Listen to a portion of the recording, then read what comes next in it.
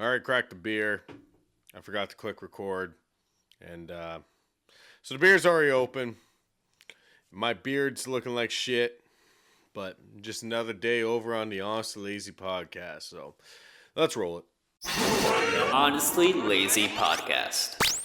Hey, ladies and gentlemen, welcome to another episode of the Honestly Lazy podcast. This is actually episode 70, which is kind of crazy to me because I'm sure back before I went on hiatus, I would have been like, oh, number 70, we got to do something crazy and, like do some wild ass stuff. But what was saying wild ass stuff? I wouldn't do anything wild. Let's be real. But we're at number 70.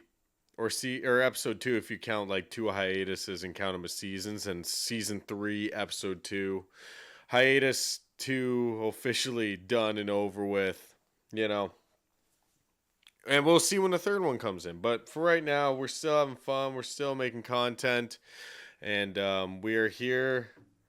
And yeah, it's your boy Stick. Welcome back to the Honestly Lazy Podcast. There's a bunch of ways you can be listening to Spotify. The videos are up on Spotify now. That's a new thing. So you get to see my ugly mug on Spotify too if you really want. I was thinking about just going back to audio, but I'll just put the video up there too. There's nothing much to see. The office is pretty empty in the new place. I got to hang up some pictures behind me or something. I don't know what I'm going to do yet. I need to print off some pictures from concerts I've been to. The guitar, pictures of me jamming with my buddies, stuff like that. Because that's all I really do is play music. As you can see, the guitar is right here. Wannabe Songwriter podcast will be coming out soon as I film it. I'm still doing the Honestly Lazy stuff. But I hope you all are having a great week. I hope you're getting through it good. I'm trying to get through it, Making money, getting paid, and going home. That's the mindset we should all have in our everyday life. Because, if you go to work and all you're focused on is, honestly,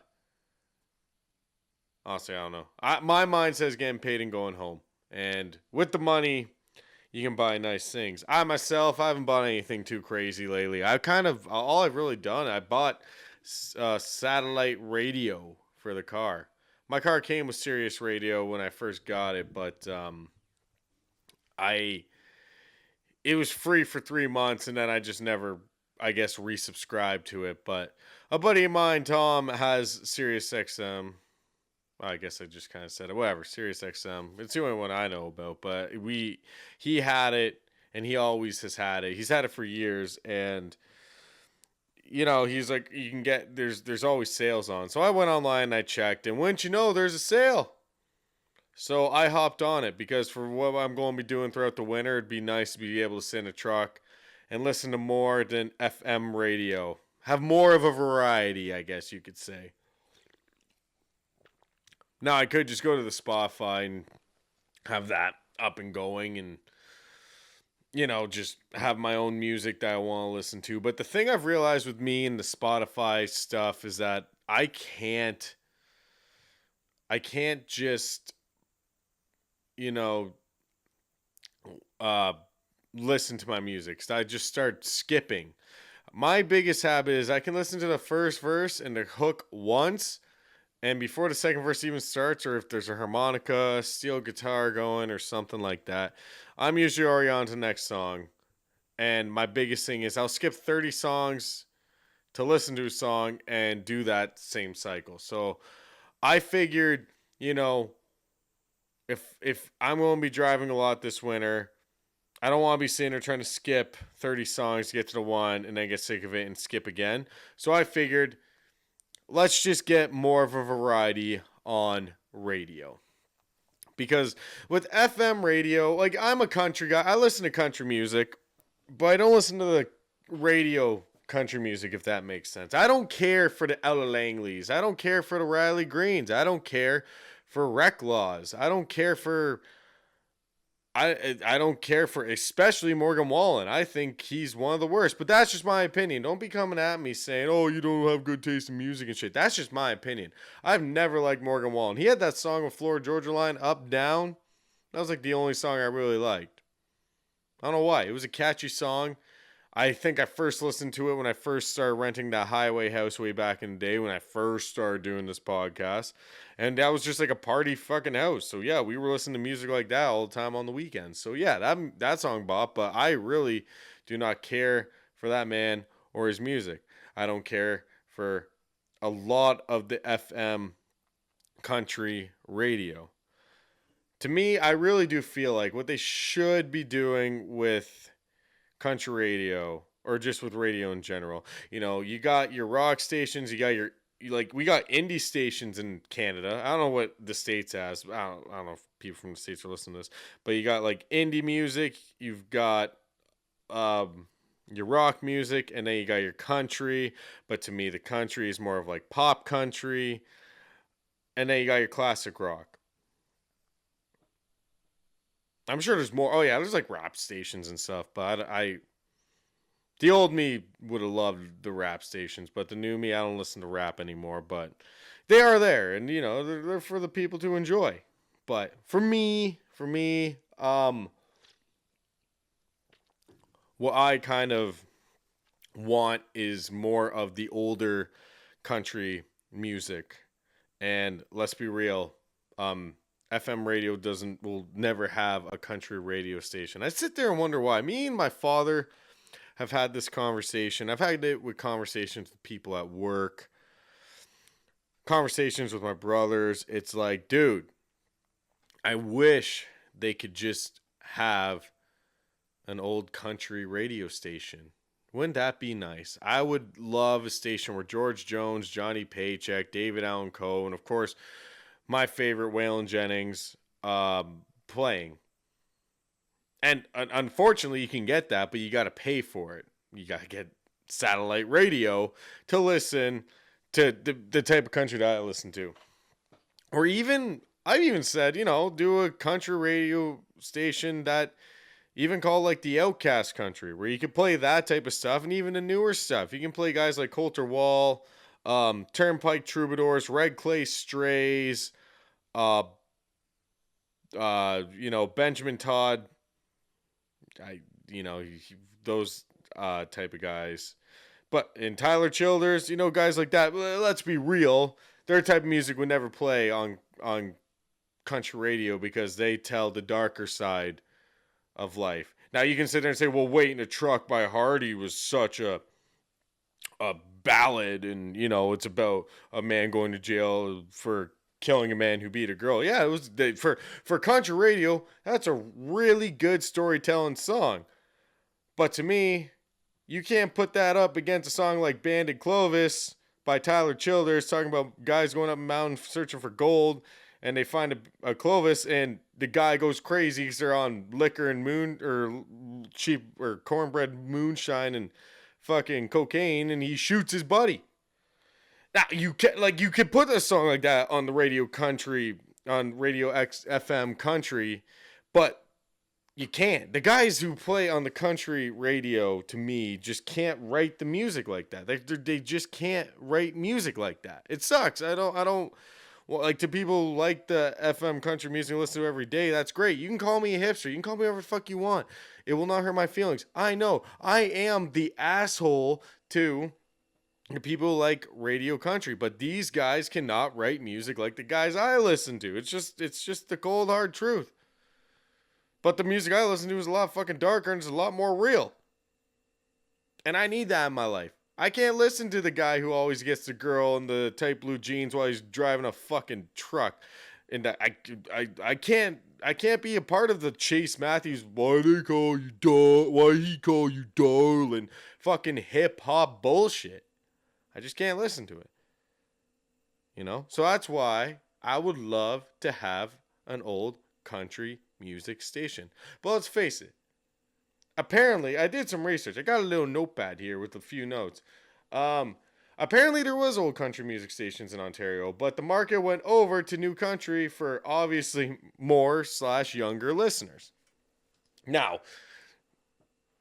I can't even deny that. Dude, I was fucked. I don't know what happened to me, but I got introduced to Waylon Jennings when I was 18 years old, I do believe.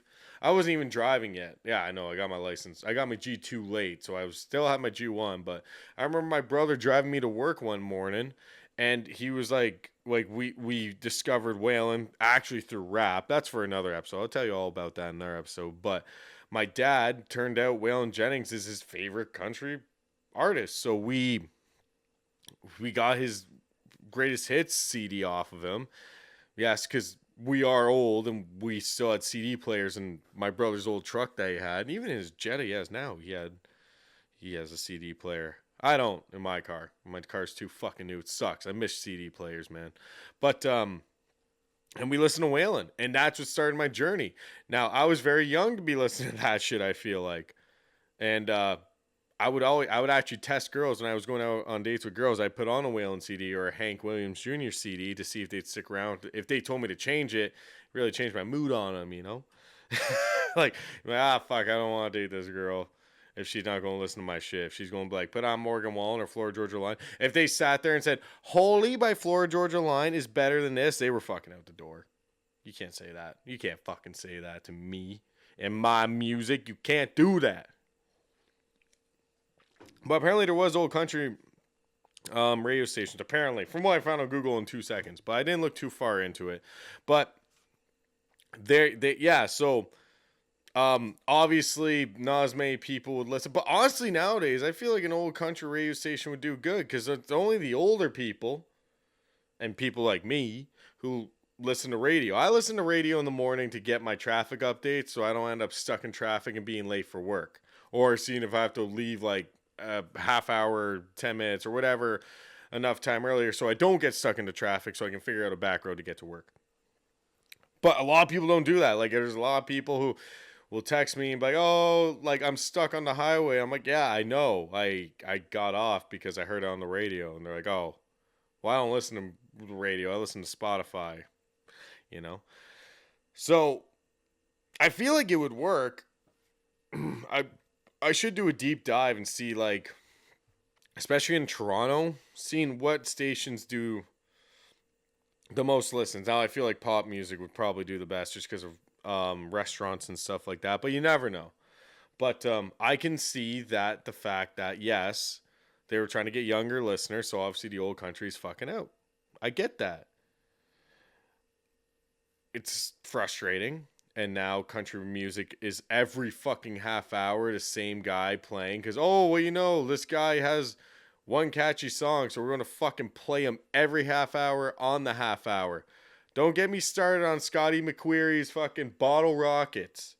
Holy shit. This summer, how many times I heard that fucking song, and that song frustrated the shit out of me because of the fact that, oh, they're like the Darius Rucker and his rock band are part of it. Oh, stop saying these guys are featured if all they're going to do is just sing background vocals and say 2 words and they don't even have a full fucking verse. Stop saying that. You don't have to say, oh, yeah, this guy's featured, because he's not. He's fucking not. He's not featured. Sorry to burst your bubble, but he's not. He just, like, fucking Scotty McQuarrie paid a lot of money to get this guy featured on his song just for him to be like, oh, I'm going to hold your hand. It's fucking terrible. And like, it's frustrating. Like, the funniest thing is all these guys who play on country. This always kills me. All these guys, like, they have a song where it's like, yeah, I'm tough. Then they have the song where it's like, girl broke my heart and her memory's in my truck, so I gotta sell the truck. It's like, bruh, if you're selling your truck because a girl broke your heart and there's too many memories of her, you shouldn't have had a truck in the fucking first place. I'm sorry. You just don't deserve to have the truck. Okay? Like, girls broke my heart. Guess what? I didn't sell my cars. It was like, shit. She left a lot of shit in here. Now I gotta get rid of it. Just throw her shit out. If she left a scuff mark on your dash from where her feet were, first of all, you can't do it. That's if you get into a car accident, those legs are she gonna fucking die. And secondly, just wipe off the dash. Or, since you got a truck, and oh yeah, you always see the girls at the bar and shit, go out to the bar and get another girl and put her in the same spot. Fucking problem solved. I really do feel like just songs aren't even wrote the same. But whatever. But yeah, so obviously they need to get the younger audience, so they just play the same old shit. It is what it is. I totally kind of get it, but I think another reason why an old country radio station would not work in Canada is that 35% of radio has to be Canadian music. Now, for old country, I don't know how many old country people there are. So, for right now, it has to be, I think, 20 to 25 years or whatever. So, yeah. So, at least 20 years. So, I go back to 2005. So, you got to figure, for Canadian guys, I found a few. So, like Shania Twain, obviously, Terry Clark, Paul Brandt, George Canyon, Dean Brody, and Jessie Farrell. I don't know who Jessie Farrell is. I should probably know her, or him. I think it's a her. The way the Jessie spelled, it's probably a her. But I for old country, I don't think there would be enough Canadian stuff to really make it work. You know? There's not enough. So it would have to be, you would have to find a lot of licensing. And I know for radio, you can't just pick any fucking song and just be like, oh yeah, we're playing this one. Yeah, I know you gotta go through record labels and it has to be this way and it has to be that way. I'm thinking about getting Quinn Marr on the podcast again, just so we can talk about radio, because he went to school for it, so we could talk about this more in depth. Quinn, if you're listening, come back on and explain this to me. We'll talk about this with you on it, and we can straighten this shit out. Why there's no classic country. Actually, I don't think Quinn will like that I said Wreck Laws in there, because I think he had a picture on his social medias of him with the guy from Wreck Laws. Sorry, Quinn. I really don't like the Wreck Laws. Every song's the exact same with them. Sorry, Quinn. I won't talk too much more about the Wreck Laws. And Wreck Laws, if you don't like it, you make more money than me anyway, so that's it. You make more money than me, so don't be mad because I'm giving my opinion. You make more. That's all you care about. But we would really have to dig and find some good old country Canadian music to keep the radio station alive, so we could have our Waylon Jennings, our Willie Nelson, our Hank Williams Jr., and all those guys come. But I mean, like, we could slip in some Colter Wall, because Colter Wall's sound, first of all, for the age of Colter Wall, I cannot believe he sounds as good as he does, but Colter Wall could fit right into old stuff because he has the old country sound. So we could work some shit around. Maybe like, oh, yeah, we got a new country guy. We could put Corb Lund in there. He's good. He has some good shit. I'm pretty sure he could be technically old country. You know? And then you get the sister station, and that's when you get the Turnpike Troubadours, Colter Wall, Cody Jinks, Tyler Childers, Red Clay Strays. You know what? Just for the people, because I know this is a band for the new people, and I like them too. Is Treaty Oak Revival. We could put them on there so the younger people can come and listen to it, because Treaty Oak would definitely bring some younger people in. There's options, but there's also money that needs to be involved, and money I don't have. So old country radio station probably will never happen for Canada. Maybe if we wait till 2030, I'm sure then we could get some shit, because then it'll be 2010. There's definitely some good Canadian shit on there. That's when, yeah, some more Dean Brody songs, you know, some other stuff. But for right now, I really wish Canadian country, or I really wish that FM radio in Canada would have a classic country station, so I don't have to pay for satellite radio. But for right now, I'll pay for satellite radio, because the radio stations are good for the music that I need to listen to, in which I can't skip music. So for right now, I'll deal with it. But down the road, somebody in FM radio try to create a classic country radio station. Yeah, bud. It's amazing what a rabbit hole through TikTok and stuff can really get you into, because I have found some of the funniest and interesting things. I found a lot of funny highlights from like Kick streams or Twitch streams and stuff like that.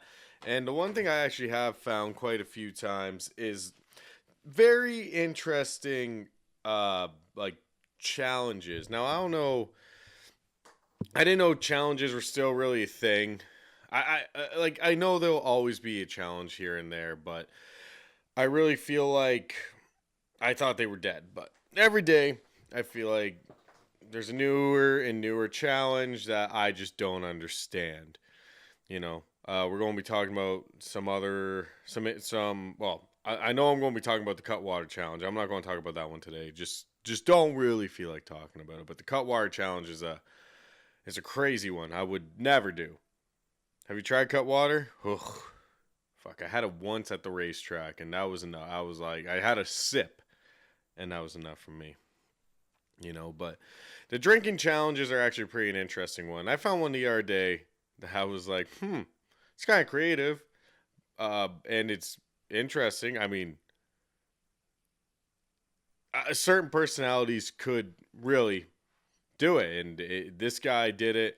I don't know if it's really a challenge or he just did it just for his own content and stuff, but I could see other people trying to do it. It's mostly, like, what I mean is, like, mostly tattoo artists doing this type of challenge, but what this guy decided to do was put a stencil on of 10 beer bottles, obviously labeled 1 through 10, and, you can figure it out. This guy decided to drink 10 beers, and each time he had to finish, or every time he finished a beer, he would tattoo his beer, right? So after he finished his first one, he would tattoo the first one, put the 1 in it, second one, third one, and he did 10 beer challenge. Now I think I can still drink 10 beers. I'm 30 now, so I should still be able to drink 10 beers. I don't know. I don't count my beers. Counting beers was something that I did like in high school to see, oh yeah, I drank so much last night. But nowadays I just don't care. Just as long as I had fun, just as long as everyone had fun, no one got into a fight, I don't care how much beer I had, just as long as I got the amount of drunk I wanted to get, that makes me a relatively just a happy person, So, I don't really care, but so this guy did 10 beers, 10 tattoos on his leg, and he did pretty good. The 10th beer kind of got sloppy, but I mean, that's 10 beers, so obviously your lining won't be the best, especially like being a tattoo artist and stuff. And like, obviously having 10 beers. He was chugging them like a champ. He was doing small cans like these, like, my regular Budweiser Miller Lite can. But like the first one, he shotguns his first one. I haven't watched a video in a minute. I just decided to talk about it. But he got 10 done. I don't know if he shotgunned more or if he, I think he started like mixing shots in with it and stuff. I don't know. Don't quote me on it. I haven't watched a video in a while, but it's definitely something. I think he was drinking some type of liquor with the beer. It's something that personalities, it's social media personalities definitely could fall into, tattoo artists' personalities, but that's just the way it is nowadays. I myself decided to send this trend to my buddy Bill, who is a tattoo artist over in Bowmanville, English Rose there, and I sent it to him. I didn't say anything. I just sent him the video. I figured he could do it for content. He could put on his own leg and tattoo himself, and I would film it for him, and we would have laughs, and we'd have drinks, and it'd be a good night. I sent him this, and the first thing he says is, I'll do that to you. I'll drink with you, but I'll tattoo your leg. If you ask me, I really don't have the personality to do a challenge like that. I'm not, I don't, like, I just can't see myself with that type of tattoo on my leg or on my arm or on my chest or wherever the hell you would have put it. And knowing him, he'd put it somewhere, like probably on my chest, and be like, isn't that funny? I mean, first of all, if I ever stopped drinking, I'd sit there and look at that tattoo, and I swear to God, that would, like, to me, would be like, oh, a relapse waiting to happen. Looking at that, like, yo, I drank 10 beers, and we tattooed it, and that was such a fun time, and it might just make me snap and get get back into drinking if I ever quit drinking. I don't have a problem with drinking. I'm just saying, like, maybe one day I'll quit and I'll be looking at that like, man, like we were fun, we were crazy, or not really crazy. It's not really the craziest thing, but we were fun and we were having this and that, and you know, I want to go back to that, so start drinking again. That's the first thought that goes through my head. Secondly, I'm not spontaneous enough to do a tattoo like this. I'm really not. It takes me a long time to think out what I want my next tattoo to be. Now, before COVID, when I first started doing this podcast, I only had 2 tattoos. Only 2. COVID kind of scared me. In the fact of, oh, that freedom of I can go get a tattoo whenever the hell I want turned into, oh shit, now I want tattoos and I can't go out and get a tattoo because tattoo shops are shut down. So when the tattoo shops finally opened back up, I went from 2 tattoos, and within, I don't know, let's say 2 years. I know, like it's not a crazy fucking amount, but like for my personality especially, where I really like to sit back and think about the tattoos I want to get and shit, and still people say my tattoos, they hurt my feelings and say I picked my tattoos out of like a fucking coloring book or something like that. Like they chirp all my tattoos because they're traditional tattoos, and they just say, oh yeah, those are basic and shit. My friends can be pretty fucking mean. But I went from like that to, oh, I need to get tattoos. So I went from 2 tattoos to 9. To me, that really wasn't my personality. I couldn't believe, like, when I first met my wife, so we were dating at this point, my wife had more tattoos than me. She had 3 tattoos. Now, we've been together for 5 years. She's still at 3 and I'm at 9. And I've had 2 tattoos in which were like the spontaneous, just decide to go get a tattoo. The first one is on my leg, and this one is for the homie Bill. Shout out to Bill at English Rose Tattoo. He's a great tattoo artist, and I worked with him at a factory before he did his great venture to tattooing, and it was a big leap for him too. And I remember like just being fucking proud of him. Like this was a big leap, but I knew he would do good at it. And I got the spontaneous tattoo because he needed people. He was tattooing for free, but because like when you get an apprenticeship as a tattoo artist, I guess what they made him do was tattoo himself on his leg, and then I guess they were like, all right, get people to come in, tattoo him for free, just so you get the idea to tattoo. So, and Bill, if I fucked up that story, I'm sorry. I don't really know the story. I should have asked you first. If you're even listening, I don't fucking know. But he needed people. So he was going in the factory and pretty much, and like fucking, the factory we worked at, the personalities and the people who fucking worked there, fucking right, free tattoos, they were in. Motherfuckers went, like, got 3 free tattoos by this guy. I was working overtime one day, and he came up to me, and he was like, you working overtime tomorrow? And I was like, yeah. He was like, I bet. Come to the tattoo shop after you're done your overtime, I'm tattooing you. And for some reason, instead of saying, no, man, like, I'll pay you once you start doing it, I was like, sure, let's go. He didn't do a bad job on my leg. I just got a dagger on my leg. But I was like, I was nervous. I ain't gonna lie. I was nervous. I didn't, like, I didn't really see anybody else's work yet. So I was like, Well, for all I know, he's going to put the stencil of a dagger on me and then tattoo a dick on me. Because that's what, I could see him doing that, and I'd still laugh at it. But like, fuck, you could have put it somewhere that we could have hide it better. But,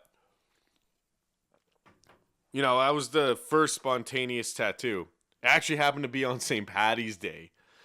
Yeah, we went in, and he would pick on me at the factory sometimes. Oh, I almost said the name. He picked on me sometimes. So I went and I thought I cleaned myself up pretty good, but at the factory, I had a job where I was cutting metal, and there was always metal shavings all over me. My wife fucking hated me for this. So I go to the tattoo shop, still in my work clothes, like still in my fucking work pants. I didn't even bring a change of clothes. And we did the tattoo, and he was fucking pissed at me the next day because I like metal shames were all over the seat. I felt bad. I thought I cleaned myself up, but I guess I didn't. And yeah, it was a spontaneous tattoo, and he he was great. The most surprising part was he didn't have. I thought you'd have a heavy hand, like, because Bill's built like he's muscular, like he's a fucking jack dude in my opinion.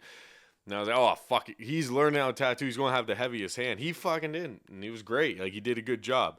And then actually a year later is the second spontaneous and the last spontaneous tattoo I ever did, and it's actually you can see it right here. Um, yeah, you can't really see it on the camera. I got a St. Patty's Day mic. So for the 1 year anniversary of when we did the first tattoo, I went in and I was like, or I messaged him. I was like, "Yo, it's coming up to the 1 year anniversary," and he was like, "Yeah, we're getting time. You're coming in. You're gonna get a tattoo." And I was like, "All right, bet." And it was spontaneous because I went in. My own mind is I hate going in with like I don't even have a single idea what I want. Like everything on my arms besides the pipe was like I thought about it and I went for it after thinking about it. Like the boombox, the campfire. The campfire was the last one I got. Harmonica, the microphone. I got all of them. Like actually, the guitar. That was the second one. So before the pipe, I'll tell you the guitar one actually after the pipe one. So I went in. It was St. Patty's Day. My buddy from the army actually was in town, so I was like, I just want something small because I want to go have some drinks with my army buddy. I haven't seen him in years. All right, so I was looking at his wall and like traditional tattoos. For me, I love traditional tattoos. I think they're all great, but I don't think I can pull off half of them. That's why all mine are like music and campfires and shit. Like I really don't think I could pull off like a scorpion or a cool spider. I could probably pull off the rose, but I feel like everyone could pull off the rose. Like, I couldn't pull off a pinup girl. I've thought about the like light towers. I've thought about those. I've thought about the ships. I've thought about stuff like that. Those ones I feel like I could pull off. But the really cool ones, the ones that kind of look really badass, I am not badass enough to get. And that's what like he has great shit on that wall, but I was like, damn, dude, I don't think I can pull any of these off. And he was like, well, there's a St. Patty's Day flash right here. And I looked over and I saw the pipe. And I was like, fuck. I'm looking. There was a few other ones. And I was like, fuck. I was like, you know what, man? Let's just do the pipe. And he was like, sweet. That's the second one I did today. And he likes all tattoos, but it's funny when I bring up black and gray because like we're buddies. So he's like, man, just do one with color. I want to do one on with color on you. And I always say no. I'm a black and gray through and through tattoo guy. And there's nothing like I'm boring, man. I'm a very blah person, and like black and gray is like what I am. Like that's all I need. I don't need anything with color in it. Like I'm a very basic guy. That's why I went the traditional way. And like he actually told me the first traditional tattoo you're going to want more, and he's been fucking right. And like everyone since has been traditional. So yeah, we got the St. Patty's Day pipe done. And honestly, after it was done, I was like kind of driving home. Or no, I was driving to my brother's. I went and grabbed a case of beer and went to my brother's to have a beer with him before we went and saw my buddy. And I remember sitting there thinking like, oh fuck, like, oh, I wonder what my parents are going to think about the pipe. I just smoke when I drink and shit, but I'm not a full-time smoker. I don't even own a pipe. I do have Irish in my background, so I was like, well, they'll look at it like that. And out of all the people, this is great. Out of all the people, I was like my parents were like, oh, that's cool and stuff. My grandmother actually looked at my pipe tattoo and she's like, I really like that one, which I was super surprised about. everybody, my grandmother liked the pipe tattoo, and it was my most spontaneous one. And it's funny now because when I like on my other channel where I'm playing like the guitar and stuff, if I have a t-shirt on, man, this thing's like you can see it, like it sticks out like a sore thumb, and I'm like, huh. But it's kind of cool because like Benjamin Todd, like with their tattoos and stuff, I always notice like Benjamin Todd has the rifle. That thing looks badass as fuck. And I'm like, damn, I guess my little tattoo on the arm that everyone sees when I play guitar is the pipe, which I kind of dig now. It makes me look kind of cool. The boombox is cool too, and my whole like I like every one of my tattoos. Actually, the guitar one, I got the head of the first guitar I ever bought. That was actually another spontaneous one, and the reason why I got that one, this was my second tattoo actually. So the reason why I got that one was my buddy was going in for his first ever tattoo, and it was a fucking sit. I think I sat there with him for 5 hours or something like that. Like he wanted me to go with him to get his first tattoo, and it was a big one. I was like, holy shit! Like this guy was like freshly 18 maybe. So he went and got this tattoo, and he was like, I want, and I was like, all right, can you guys do a walk in right now? And they're like, no. And I was like, fuck. And when he was done, his tattoo artist was sitting there, and he was like, you owe me. You said you get tattooed with me. And I was like, fucking Christ. So I I just picked it off like fucking probably Pinterest. This little head of a guitar that looks the same as this one that's behind me, and that was my second ever tattoo. And it's amazing how much I never notice it. There's a video on BoyStick. You can see me getting this tattoo. Took it like a champ, but it wasn't that long of a tattoo, anyways. And I look at it, it's pretty faded, but it was just a black tattoo. You know what I mean? It's amazing through how each tattoo I've gotten throughout the years. Like I remember the first, like when I got my big microphone, my first ever one. It was that was my biggest one yet. That was my biggest one I ever got, and it was the longest sit. It was the first one I ever got, and I remember like taking care of it, the aftercare. Oh, I was so careful. 9 tattoos in, it's like fuck it, just keep it away from the water. You know, so I have my own routine of doing it, and they all heal fucking great. And I don't know, when I go into English Rose and get tattooed by Nathan, because he's nicer to me than Bill, but me and Bill are buddies. I'm coming to get tattooed by you, Bill. Don't worry. He always says how well I take care of them because they all still look pretty mint. So like my whole left arm, except for the microphone, was all Nate, and he's a solid tattoo artist too. English Rose is the way to go. And it's been 2 years. This has been a long, like, I feel like I'm back in COVID, but I really don't know what I want to get next. My last tattoo was the campfire, which I really like. I love my campfire tattoo. And I remember that spot being open, and I was like, dude, I need to put something there to make him feel like a patch sleeve is really coming together. And the campfire fucking came through, and I was like, sick, and it worked out. And it's in the perfect spot.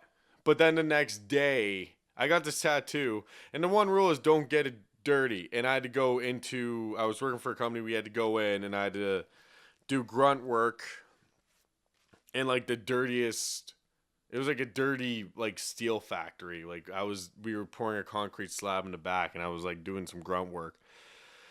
And the guy actually gave me second skin, but he didn't put it on. He's like, put it on in the morning.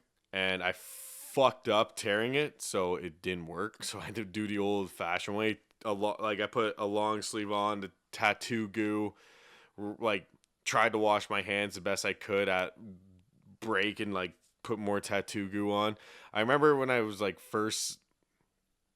my first few tattoos, it was like if that thing would dry out for a second, I was putting more on, like more. Oh, it has to stay moist the whole time, and then by my last tattoo, it's okay. I'll put some on in the morning, and you know if it seems like it's peeling or getting a bit itchy, put some on during the day, and then before I go to bed, I'll wash it, and then I'll put more lotion on it and repeat.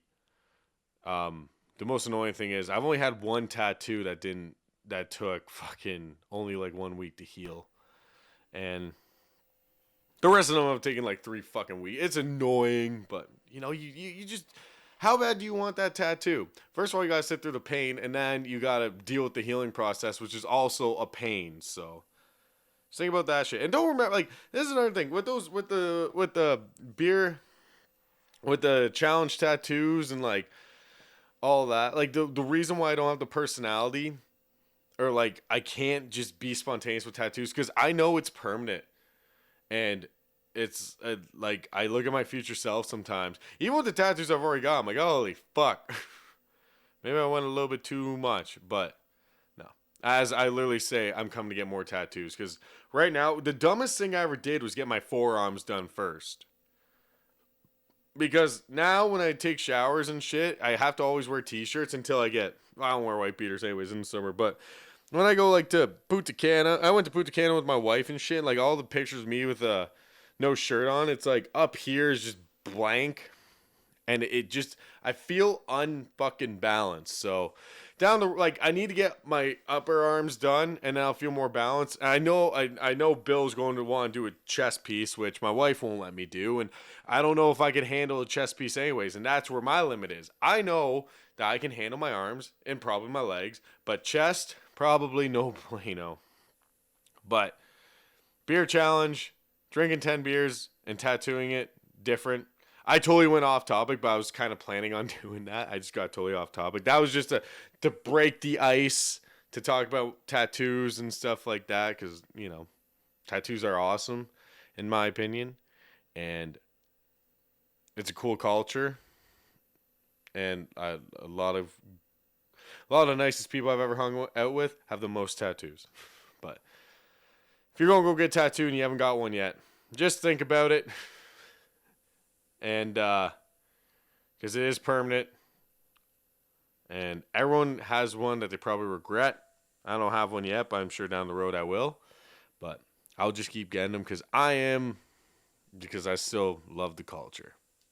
I think that's going to do it for this week on the Honestly Lazy podcast. Hope you all enjoyed it. I know this episode's late, man. Life got busy. Weather got bad, and I had to go work, so the episode's pretty much done. I was going to do one more subject, but because of work and stuff, we're just going to end it right now, and I'm just going to upload it. It will be coming in the future, though, what I was going to talk about. If you like the content, make sure to go on the Instagram, to Honestly Lazy Show or podcast. I forget what the Instagram handle is. The link's in the description on the YouTube channel. Follow me on Spotify. Subscribe to me on YouTube. All that good stuff. I hope you all have a good rest of your week, and I will see you on the next episode. See ya. Honestly Lazy Podcast.